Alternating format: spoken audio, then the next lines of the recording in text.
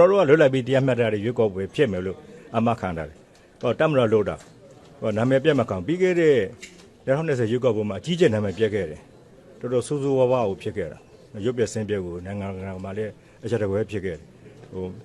ဘောတချို့ကြောက်လဲမတိကျုံးလို့ပြုတ်နေတာတကယ်တော့ကျွန်တော်ကတကယ်စစ်ခိုက်တယ်လို့ကျွန်တော်သိပါတယ်တကယ်ကိုဆိုးဆိုးဝါးဖြစ်ခဲ့ဘလို့မဒါနားလဲပေးလို့မရတဲ့အတွက်ကြောင့်ဒီခြေနည်းထိရောက်သွားတာဖြစ်တယ်ဒါကြောင့်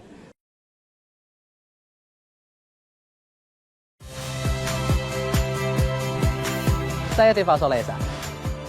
Saksikan program-program Kompas TV melalui siaran digital, pay TV, dan media streaming lainnya. Kompas TV, independen, terpercaya.